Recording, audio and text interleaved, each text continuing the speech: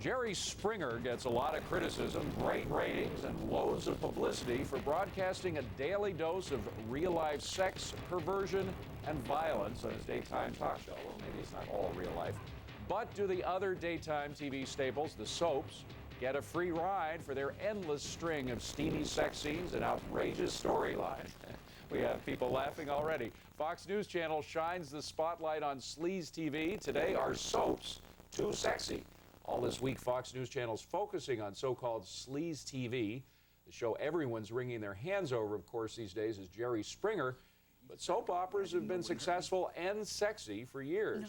So are soaps too sexy, or is there a difference between fictional daytime sex and real-life talk show sex? With us are Mimi Torchin, the editor-in-chief of Soap Opera Weekly, and Rick Hinshaw. He is Director of Communications for the Catholic League of America. Rick, I'll start with you. Are the soaps any better than Jerry Springer?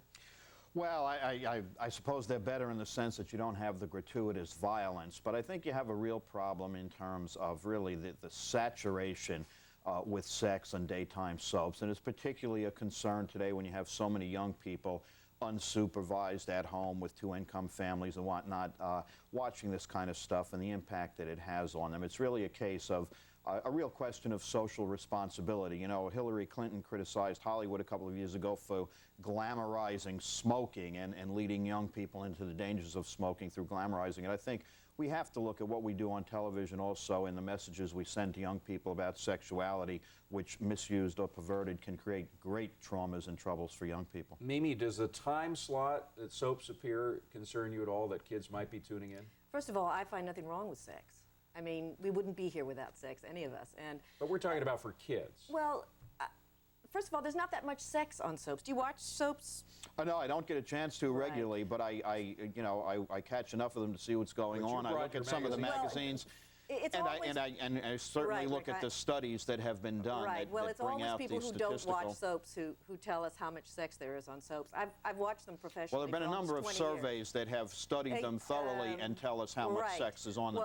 Michigan State University, the Kaiser Family Foundation, a number of Psychology Today even with regard to the presentation of the number of pregnancies out of wedlock, not just women who are not married, but women who are married and having babies with men other than their husbands. And according to Psychology Today's study of a couple of years ago, 50% or more of these pregnancies portrayed that way on daytime soaps. Take a long shot. I don't have numerical statistics. I do have 20 years of soaps, watching them for a living. And soaps are very responsible about sex. They always have been. Soaps are not about gratification, they're about anticipation. And we have a cover, this week's cover, which has news, banner headlines of two couples who are making love. Sex is so rare on the soaps that we actually put it on the cover. It actually becomes an event, because most of what is done on soaps about sex is the buildup. Sex is, as we know, is a part of life, and soaps are a combination of fantasy, wish fulfillment, and reality. You can't have anything like that without sex. Is there a morality tale that these soaps tell? Oftentimes. Oh, absolutely. Almost, the thing that we always laugh about, you know, if someone is going to sleep outside of marriage with someone else, if they're going to have sex outside of marriage, if they're going to have a random sex, which doesn't happen very often, they're always going to get pregnant.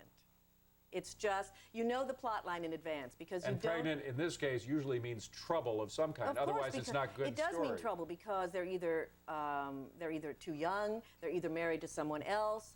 You know, these things happen in life. And they happen in life oftentimes without anybody having to pay any consequences for them. They have... People who have gratuitous sex on soaps always pay a price. And I personally think that that's... it's an interesting lesson to teach children. It's not always the truth about reality. And anyway, children shouldn't be watching soaps. Rick, what about that? Well, the fact that there might be morality plays going on here that you haven't noticed. Well, I don't know that that's the case. Obviously, you throw in things like that to get the final message. But you know, somebody wrote recently on another TV show, a show on ABC that we were involved in because it was so anti-Catholic, called That's Life. And right at the end, they threw in something to get a positive message across. And one columnist wrote about it, and he said, you know, that's like throwing a carrot to a rabbit after you've sicked your attack dogs on 30 minutes. You know, you throw it at the end that says, oh, but there was really a morality lesson. But kids, it's nice to say they shouldn't be watching it. The fact is that these things are on during a time of day when kids and adolescents, oftentimes unsupervised. That's partially their parents' responsibility, but we're constantly making the point of the social responsibility today because of the fact that parents cannot be at home all the time, that we all have a responsibility for what is presented to children. Amy, let's talk about the time slots. First of all, these are now. adult dramas, and they have been adult dramas since they began. Many people, the thing that's very good about soaps, and I don't know that it happens anymore today, but something that was always very good about soaps is soaps were something that families did together. I can't tell you how many people I know who say, oh, I've been watching Guiding Light since I was a little girl. I used to watch it with my grandmother. And oftentimes, these subjects that come up, and they are always, nothing is ever gratuitous. There is always a build-up, there is always an act of some kind, and then there is always something that happens. So even if kids are watching, maybe you don't find any problem with that? Never, absolutely not. I don't see anything wrong with sex. The sex is not violent sex. It is not, it is most often sex within marriage, within a loving relationship. It is never graphic.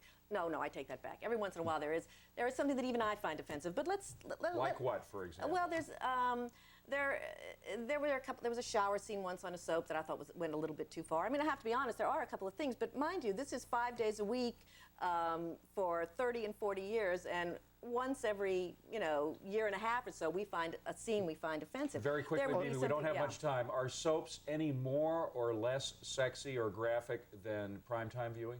Oh, heavens, no. Much less so. I don't know that they're much less so. I think that they have more time to explore sexual questions because they are ongoing. But as far as sexual acts, I think that there are less in daytime. Okay, one quick final point. To say there's nothing wrong with sex is fine, but how sex is portrayed has a tremendous impact on the kind of society we have. So just to say that generically is misleading. Always responsibly on soap That has to be the last word. Rick Hinshaw, Mimi Torchin. For more on Sleaze TV, be sure to tune into a special Fox News Sunday Spotlight. That's this Sunday. Check your local listings.